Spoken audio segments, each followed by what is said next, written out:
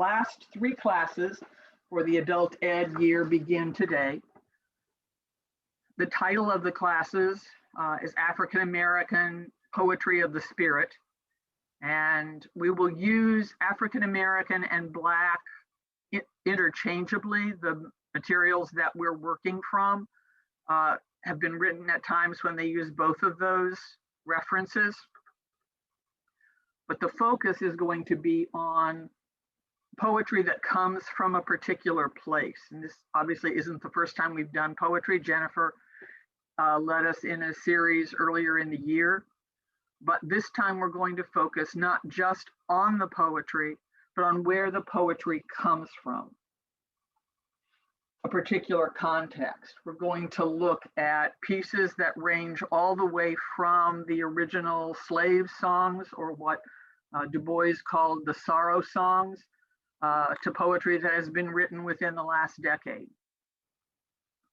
We're going to look at writers that range from James Weldon Johnson and Paul Laurence Dunbar, who were writing in the teens and 20s and early 30s and were known as the New Negroes, in the words that we used at that time, through the Harlem Renaissance of Countee Cullen and Langston Hughes, the Chicago Renaissance that gave us Gwendolyn Brooks, and contemporary writers of the 20th and 21st century, Nikki Giovanni, Natasha Trethway, Rita Dove, Tracy K. Smith, and others. One of the things we will be doing at the end, if any of you are interested, is we'll try to get you a list of both anthologies and individual works by these poets for those of you who haven't. As we have progressed, I'll give you my own story of interest. As we worked through with the Dismantling Racism team, some of the nonfiction and historical books, Locking Up Our Own, The Color of Law, Kendi's books, Cast by Isabel Wilkerson. I also wanted to know something about the feeling and the way this world came to us, because the fact is we can't understand poetry that comes from a place we haven't lived. And as most of us middle-aged white people looking at this, I wanted a sense of where the emotional and artistic context was coming from, which is where my interest in looking at this poetry came from. I studied it when I was in college, but that was several decades ago. And I wanted to get familiar again with the cadences and the thoughts, both ancient and new. So my role, you won't be surprised to know, is to sort of focus on a particular area and give you a little bit of context at the beginning of our sessions each week. Then we are going to have Elise Jenkins, who will be opening each session with a spiritual that she has selected, which we can then also focus on. And then Jennifer will be leading us in our conversation about individual poems by authors, some familiar, some not. So let me give you a little background on the wider world we're narrowing down from. Black people have sung and spoken, written and recited poetry inside the boundaries of the United States for more than 250 years. The singing, we all know, began in the cotton fields and tobacco fields, the music of what James Weldon Johnson called the Black and unknown bards of the pre-Civil War era. Kevin Young, who's the current director of the Smithsonian National Museum of African American History and Culture and a poet in his own right, describes it this way: this music transformed traditions and invented language to describe and change their conditions and to take pleasure and power in their own inventiveness. Howard Thurman, perhaps one of the foremost theologians of the mid part of the 20th century and a former Howard University professor, reflected this way on the spiritual insights he found from these sung poems. Thurman said, daring to believe that God cared for them despite the cruelty of their lives, gave wings to that life that nothing could destroy. The writing part of the poetry began almost as early. Phyllis Wheatley had a volume of her poetry published in 1773. She's believed to be the first Black poet to achieve that end. Over the more than 2.5 centuries since then, a multitude of Black writers have contributed to a collection of work that, to quote Young again, took as its subjects beauty and injustice, music and muses, Africa and America, freedom and food, Harlem and history, funk and opera, boredom and longing, jazz and joy, what they saw around them, and also what they did. So we've had an immense canon to choose from, and our choices are idiosyncratic. Part of what the three of us thought of when we did this was to give us the freedom to go where we want to go. So I get to pick the piece of history that I look at. Elise picks the music that she wants us to hear and the thoughts that she wants us to have about it. And Jennifer has picked wonderful poetry for us to work with. So this is poetry from a place that we can't personally go, but from which we have an enormous amount to learn. So let's begin with Elise. Good morning, and thank you, Linda. Happy Mother's Day to all the mothers of the world, and aunts and grandmothers and sisters and daughters. I would like to start off this session by singing a spiritual, but before I start singing, I do want to give a background as to why I chose this piece. I Wonder as I Wander by John Jacob Niles. While this piece has a folklore and Appalachia background, John Jacob Niles had found means through his traveling experiences, and he was greatly influenced from his experiences as well as African-American singers, and he served in World War I. This is typically performed as a Christmas carol, but I chose this piece because it brings up a sense of identity. When slavery ended in 1865, a lot of African-Americans, free Blacks, were still dealing with the post-traumatic effects of this evil institution. And one of the effects was searching for one's soul. And a number of Blacks turned to religion for comfort. But this is also a repetitive process as we've seen through history after Reconstruction, Jim Crow laws, and the Civil Rights Movement. So I chose this piece because it does bring up a sense of where do I go? Who do I turn to? And I think a lot of us, present day, can think about that, when we're going through a lot of trying times. We turn to God or we turn to people, but we still have to find that identity within ourselves. I wonder as I wander out under the sky, how Jesus the Savior did come for to die. For poor unreal people like you and like I wonder as I wander out under the sky. When Mary birthed Jesus, 'twas in a cow stall. with wise men and farmers and shepherds and all.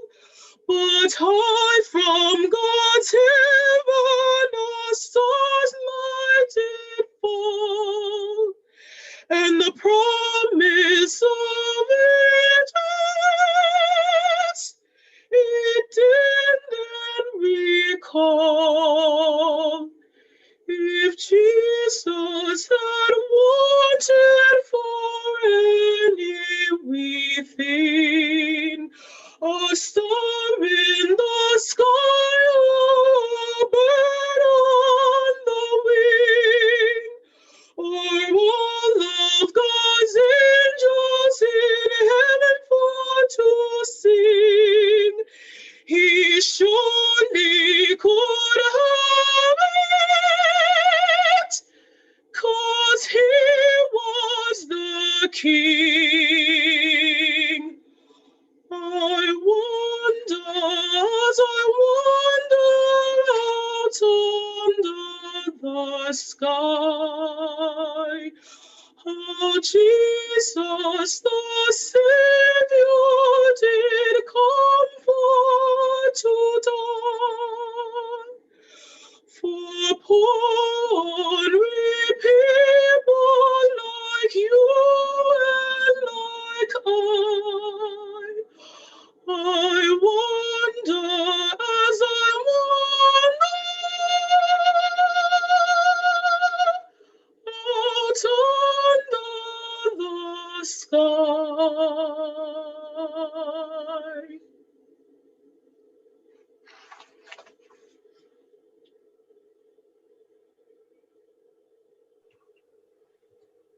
Thank you, Elise. I have to say, with that context that you gave us, I'll never listen to that song the same way again. Thank you.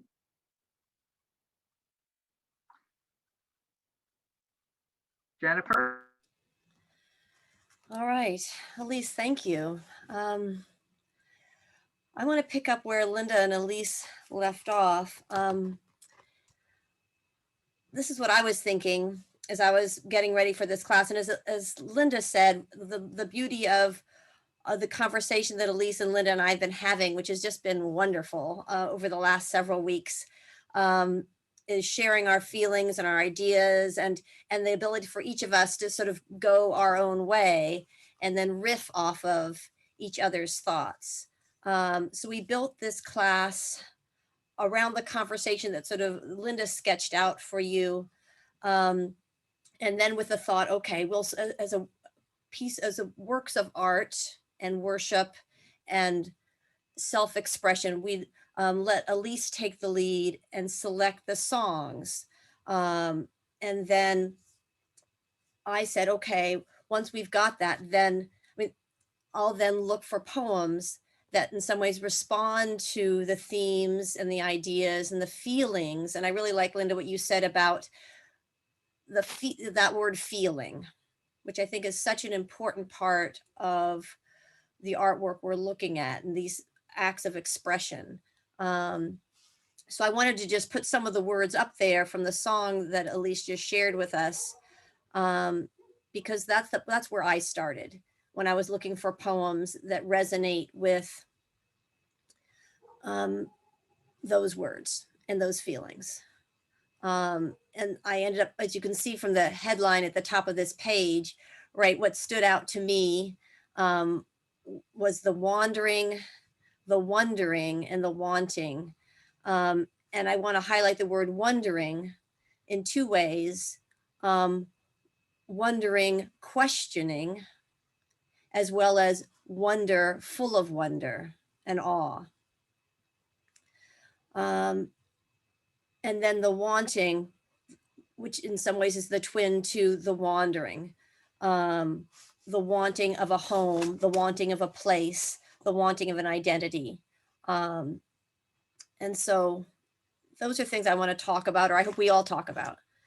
I'm going to move my, well, maybe I'll pause there to somebody and open it up to comments from anybody about those feelings, just in response to these words here. And I know this isn't the entire song that Elise gave us. This is just a snippet. But reactions from anybody. The music is both, it evokes both the feeling of wandering in a peaceful way, but also wandering without a home. It is, the music is, the melody is just wonderful, and it crescendos at those points at which I feel this, deep longing, but then it comes back to a more peaceful place. Thanks, Mary. Good point. It's kind of haunting, I think. There's some haunting. The music is beautiful, and I agree. It reinforces the words. Yeah, I like both of you, the word haunting and the word longing. I think they're very much there. And so the things that I can't get at that, Elise gives us through the melody are those feelings that are outside of the verbal range, right? Outside of language. And poetry reaches for some of that, even though it's just words on the page. And you'll see that in some of these poems where it's reaching for things that are hard. You see me like trying to touch it, right? That are hard to articulate. And the melody of that music and the way Elise delivers it, right, gets at that also. All right, let me go to the poem I want to talk about first. I'm just going to scroll down my screen, and I apologize. I don't want to make anybody dizzy as I scroll. Okay. So this poem, oops, I'm going to scroll a little farther. I lost my scroll bar. Okay, so Straw Hat is a poem by the poet Rita Dove. And she's probably familiar to many of you. She was, I guess, a poet laureate back in 93, US Poet Laureate back in 1993. Currently is on the faculty, or has been on the faculty for many, many years here at the University of Virginia. So she's nearby, which is lovely. And she's been hugely influential in among contemporary African-American poets, or just contemporary poets, period. And one thing that was nice and doing some reading about her is, so her work, it's interesting. It's known for its lyricism. Yes, it's known. She's also known for the way she integrates history with the lyric. And then again, tagging off of, I really liked her, again, with the thought of we were attaching, I want to attach her to music, to song. She also writes about the arts, she has one book of poetry that's specifically about a musician.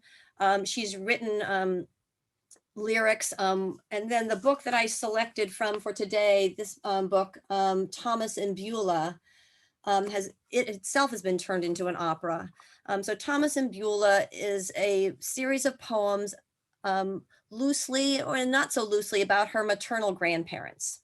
And so there's a series of poems about, the book begins with a series of poems about her grandfather. And then the second half of it is about her grandmother. It's located in Ohio for the most part, though the early poems, which track the movement of her grandfather from the South, start in the Southern United States and track his movement north, which was a movement that was, many African Americans took that same road, right? From Southern United States out of that part of the world up to places like Ohio. And it's interesting what a rich place Ohio is for African American writers. Dove and Toni Morrison and a lot of really important voices come from that part of the world. So what I thought I'd do with this poem is read it first myself, and then happily I've got a recording of Dove reading, so that way we can have it in our ears twice. And then I'd love to hear everybody's thoughts about this poem, because I know it's hard to digest something when you've never seen it before. So I thought we'd listen to it twice. So I'll read it, and then if I don't break the internet, I'll switch over and we can listen to Rita Dove, who will do a much better job. Here we go. So Straw Hat, and I didn't give you context. So this is from the point of view of Thomas. Straw Hat.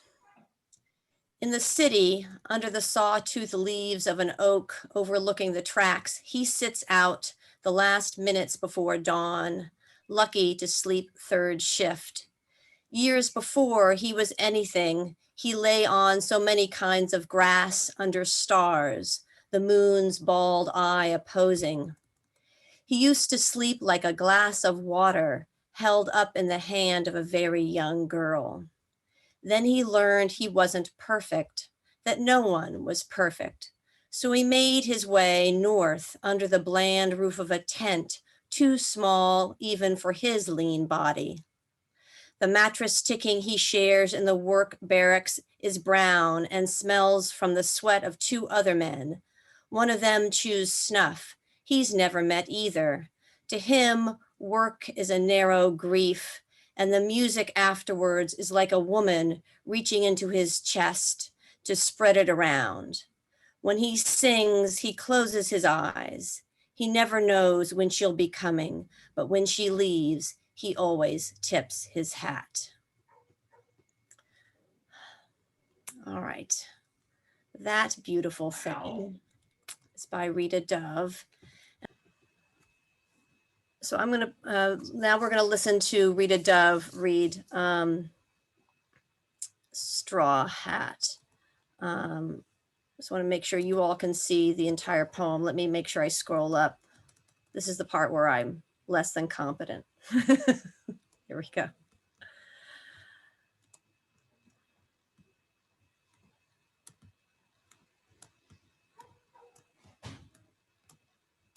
Poems, which is actually a sequence of poems, a double sequence.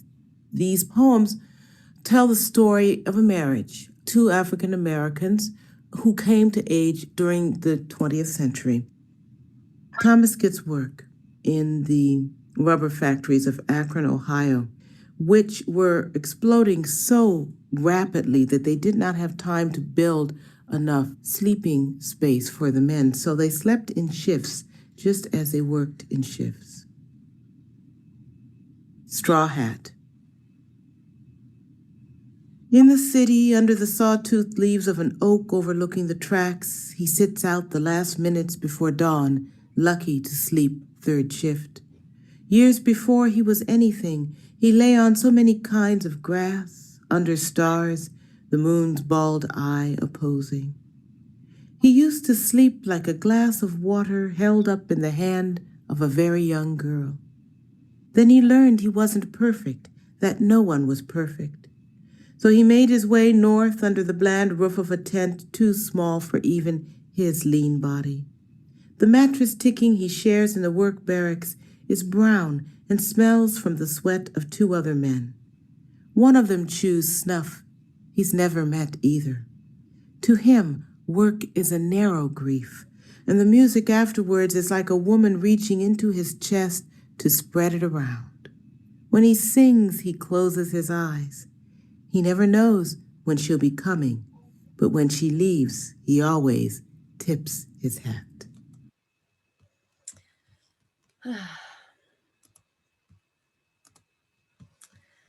All right. Well, I would love to invite you all and your thoughts. For me, and I guess I'll lead the conversation off, this poem resonates so strongly with I Wonder and I Wander. From the very beginning, in that first stanza, under the stars, sleeping on so many kinds of grass, and that bald eye of the moon, right?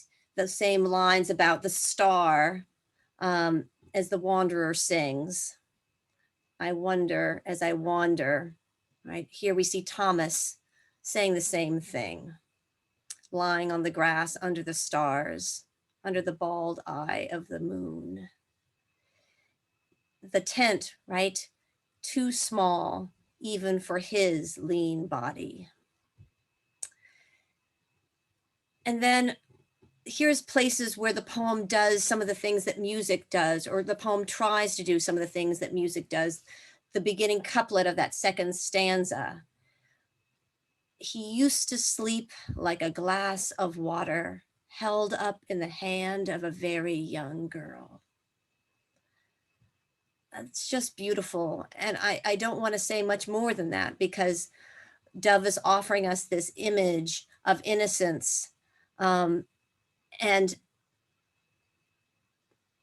God in the hands of this young girl, or God as this young girl, and the innocence of that young girl, and the innocence of Thomas's sleep held in those hands. You know, here I'm trying to overread something. I don't want to overread it, but Dove gives us this beautiful image where you ask yourself, where did that come from? And then Thomas moves from the grass and the stars to a temporary home again, right? Work, as Rita Dove explained in the background of this poem, the work in the North was exploding so quickly that there wasn't housing for the workers. And so this temporary housing was built. And so he's sharing a bed with two other men. He gets, to sleep during, this particular shift. And the other men sleep during different shifts. So they don't even have their own bed. And they're faceless to him. He doesn't know them.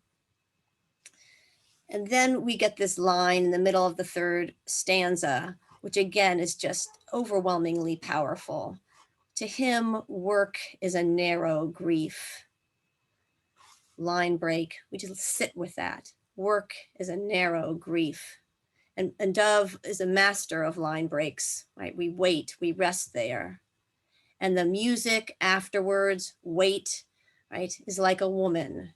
And here it gets amazing again, reaching into his chest to spread it around.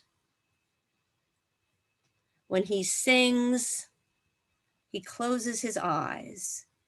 He never knows when she'll be coming, but when she leaves, he always tips his hat.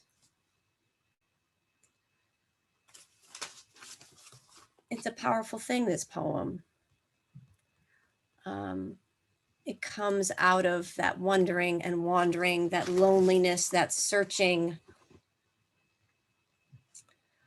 And for me, it was, I went into preparing for this class thinking about some other poems, and I found this one after I reread Thomas and Beulah, and I thought, oh my goodness. Anyway, I'd love to hear thoughts from you. I know you've just seen this poem, but I'd love to hear your feelings or thoughts.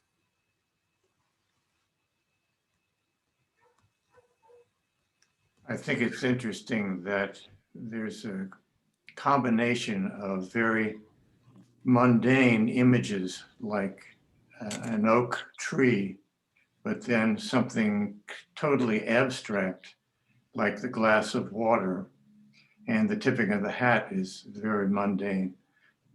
But it's an interesting balance between the two.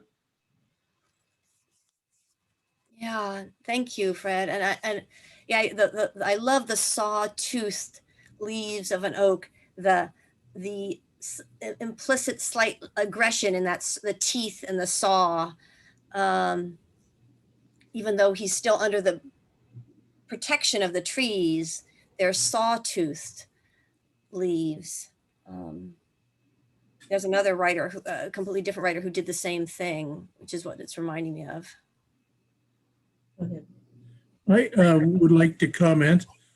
I haven't read this before, but I am from Akron, Ohio, and I know a little bit about this setting. So I see some positive elements in what's being expressed in this poem. I don't see a great disdain for the situation, just an appreciation of it. And it's sort of an ode to music, because that's the metaphor that he uses to talk about something that's worthy of respect. He tips his hat. So to me, it's a lovely little vignette, and I can relate to it only distantly, having been there, but not in that circumstance for sure.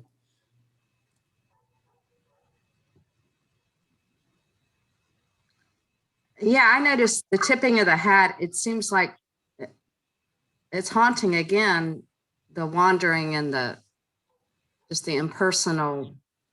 It's hard. I mean, it's a hard life, but it does end hopeful, or I don't know what the right word is. He's grateful and he tips his hat for the joy, for the fleeting joy that he gets occasionally. It's random, but he's grateful. And that connection between work and music that comes from the slave songs. I mean, that this is, even if work is this narrow grief, the music comes after. And the music frees him, and it seems to be his only joy, but it's fleeting. Yeah, I think the music does both. Work is a narrow grief, and the music afterwards is like a woman, right? That's ambiguous. Reaching into his chest to spread it around.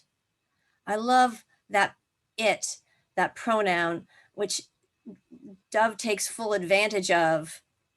Spread the grief around. Yeah. Spread the healing around. Spreading the love, right? The woman around. Music is like a woman reaching into his chest to spread it around. I think that it is very powerful because I think it's all those things. Well, it's very interesting because the woman's anonymous too, but that's very, very personal. I mean, it's a contrast between the two men he's sleeping with or smells, but doesn't know who they are.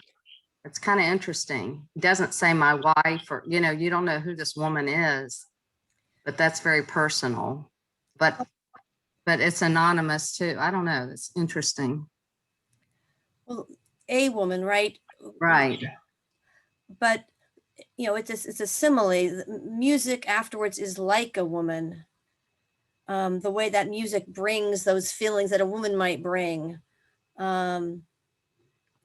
Reaching inside his chest to spread it around, the way music makes you feel in your heart, in your guts.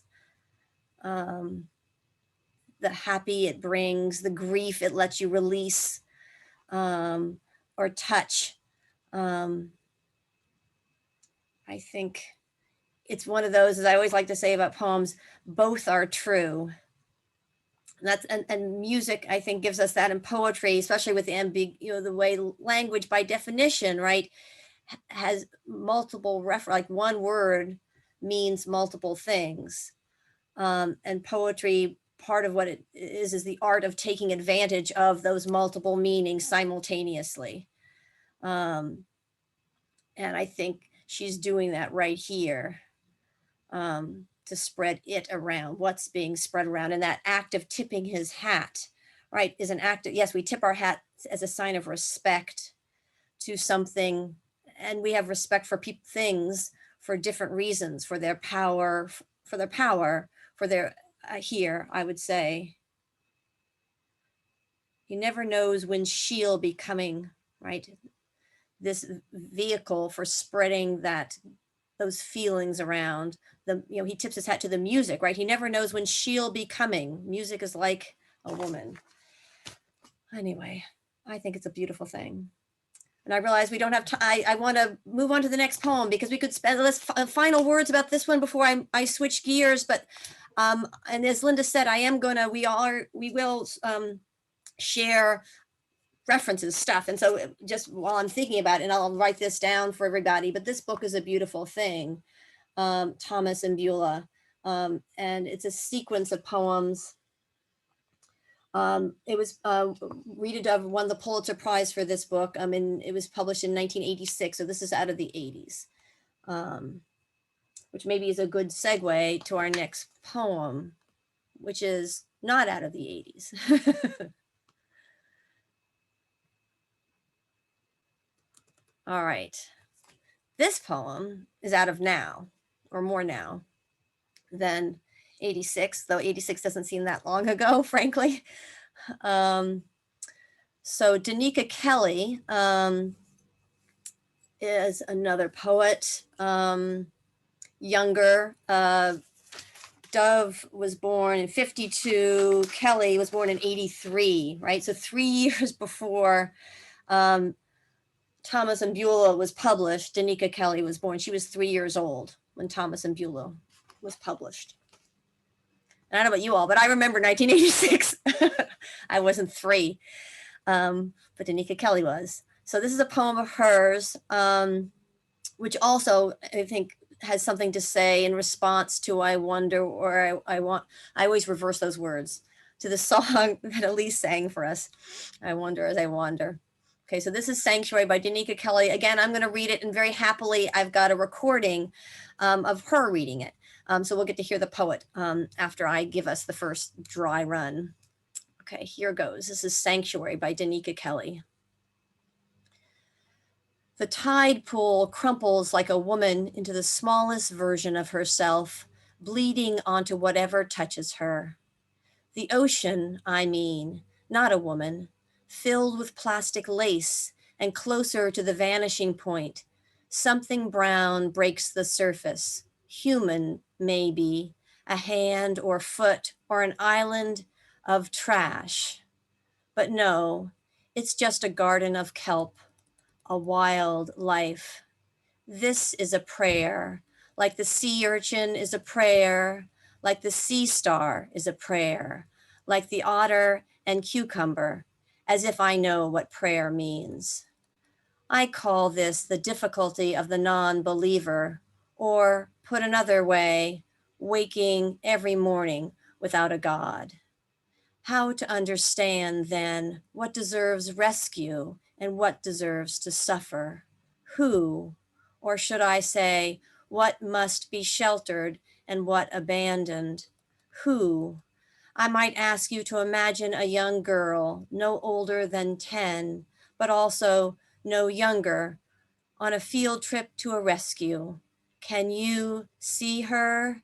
She is led to the gates that separate the wounded sea lions from their home and the class.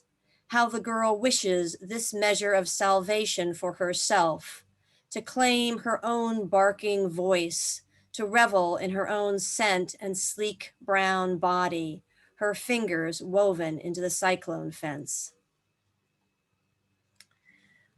All right.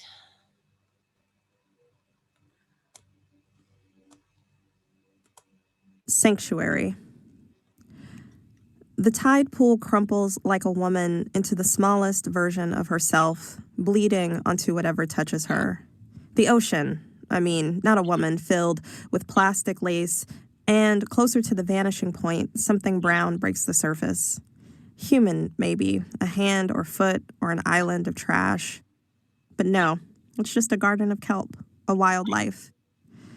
This is a prayer like the sea urchin is a prayer, like the sea star is a prayer, like the otter and cucumber, as if I know what prayer means. I call this the difficulty of the non-believer, or, put another way, waking every morning without a God. How to understand then what deserves rescue and what deserves to suffer? Who?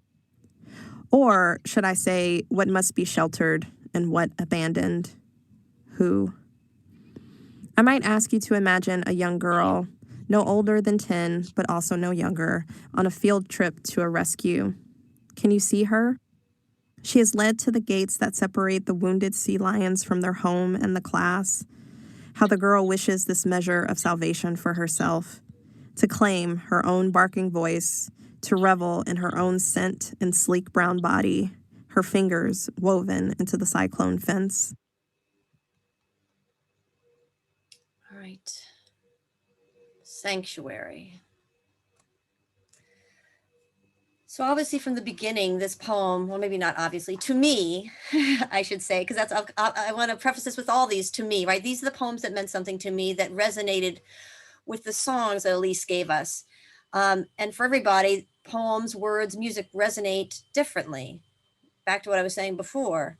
But Sanctuary touches on, again, that sense of homelessness, and not having sanctuary, or wishing for sanctuary, craving sanctuary. And within the context of poetry of the spirit, right? The word sanctuary, right? We know what that means within a religious context. And Kelly goes immediately there, right? She reinforces that meaning of sanctuary, a church as a place of sanctuary, church as a sanctuary, right? That's what we call the place where we worship. And she goes immediately to asking about prayer. Before she, and I guess I should preface this by saying, before she identifies the speaker, the tide pool crumples like a woman into the smallest version of herself, bleeding onto whatever touches her. The ocean, then she switches, right? Is the speaker, is this coming from the ocean, the woman? The ocean, I mean, not a woman, filled with plastic lace and close to the vanishing point. Who's disappearing? Something brown breaks the surface. Human, maybe, a hand or foot or an island of trash, right? She's paralleling all those things. But no, it's just a garden, and we can't read that word without thinking about a particular garden, at least I can't. A garden of kelp, and then I love this, a wild life. So all of that, she then says that, this, right, those words, this is a prayer. And then she said, identifies these other things that she says are prayers. Like the sea urchin is a prayer, like the sea, again, another nice use of a line break, like the sea star, we saw that word before, is a prayer, like the otter and the cucumber. Each living thing is a prayer, she tells us. And then she says, but I don't know what prayer is, as if I know what prayer means. Right? And then she locates herself here, wandering, wondering. I call this the difficulty of the non-believer. And then she redefines it, waking every morning without a God, feeling unsheltered. And then questions of what deserves, who makes those decisions? What deserves rescue and what deserves to suffer? Who, or should I say, what must be sheltered?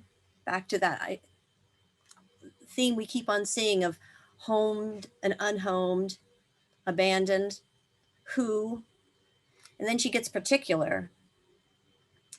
I might ask you, there she reaches and speaks to us, I might ask you to imagine a young girl, here's that young girl again, no older than 10, but also no younger, on a field trip, and I love this line, on a field trip to a rescue. I mean, in other words, they're going to a rescue league, but she cuts that off. A field, you know, who's being rescued, what's being rescued. Can you, again, then she really tells us she's talking to us. Can you, italics, line break, see her? She chooses to emphasize those words. She is led to the gates. Again, another word that means many things. Within a religious context, the gates.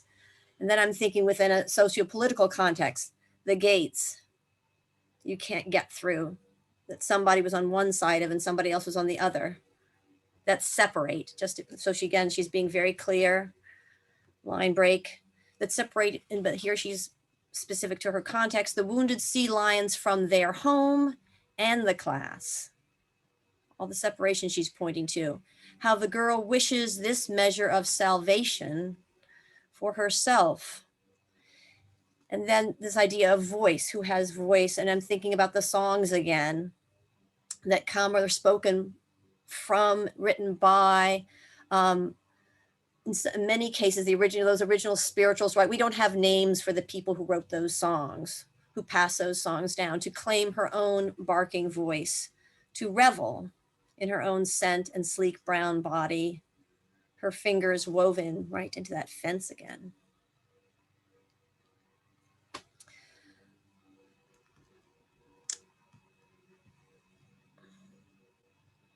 I'd love to hear thoughts from other folks. I just wanted to take us through the lines that meant something to me, but I'd love to hear what meant something to you guys.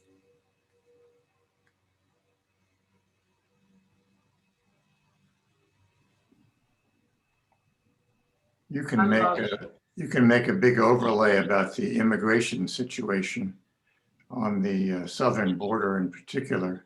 Mhm. You can also think about the fact that sanctuary is a double-edged sword. Surely the person who has taken shelter in a church to be protected from ICE coming after him or her, that's good. But the person who is taking shelter in the sanctuary can't get out. Yeah, that fence again. The fingers in the fence. Jennifer, looking at a different genre, last night we had the experience of watching the movie Nomadland. Oh, And I don't know who has seen it or not, but it is a very lyrical movie. And the term "I wonder while I wander," the music that is threaded through that movie, and the sense of, coming from a very hard place that you're familiar with that falls apart, and then you find yourself wandering mostly outside, trying to find a new place that you can feel some comfort and some safety in, I think runs through all of these poems as well. So I would certainly recommend that if you haven't seen it, it's worth seeing, particularly in this context. Although it's not an African-American context generally, it is certainly a context that resonates with these poems. thank you. And I guess you're saying the word African-American reminds me, and and as Linda reminded us in her introduction, right? Poems that reference America and reference Africa, right? In that joint, right? African-Americans, right? Are, at that nexus. And yeah, that tradition of poetry or any kind of art, right? That Nomadland, which is definitely on my list of things I want to see. I haven't seen it. There's so much American literature about that wandering, that homelessness. Yeah, The Grapes of Wrath. I mean, just to name one, yeah. There's richness there. Perhaps I could comment on my impression of this, which was pretty startling. I thought for one thing, the looking at the seals and using their barking voice and so on has reminded the narrator of the poem that nobody's coming to rescue her. Mhm. Yeah, right. To claim her own barking voice.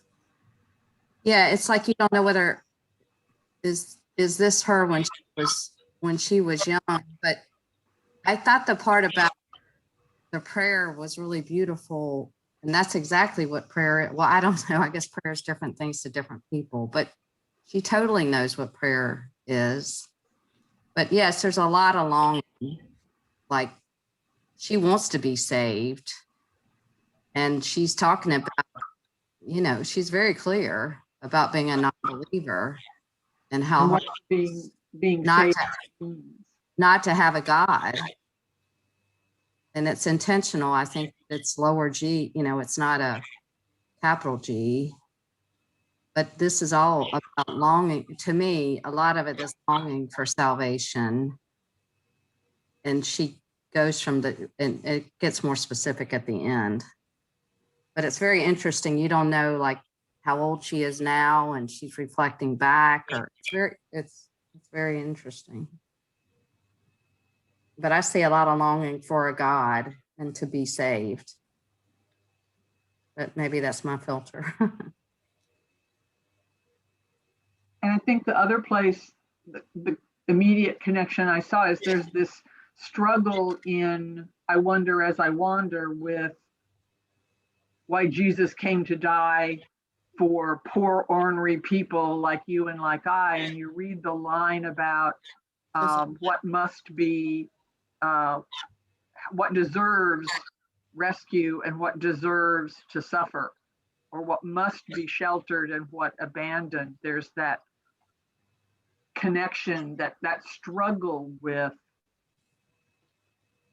the sense of fairness, unfairness, is who decides Mhm. what gets saved, Exactly. or Yeah. who gets saved, to follow up on Margaret's thought. Well, sadly, I think she thinks she's not deserving. Is what I mean, which is sad. Or she is deserving, but it's not available to her. Yes. That there's a fence Yeah, that separates her. there's- Right. she's in there with the wounded sea lions. Mhm. Yep. Yeah. She just wants to be at home in her own voice, in her own body, in her own brownness, and that's not available to her. Yeah. And I wonder if I mean, maybe this is a huge faith overlay, but in I wonder as I wander, there's this: Jesus could get anything he wanted as king, but didn't, limited himself. And is there some way that in which Jesus then relates to those who are wounded and gated? Thank you, Mary. I know I think so, right? If Jesus had wanted for any wee thing, I love that, a star or a sky, I love the detail, or a bird on the wing. Yeah, his vulnerability, right? That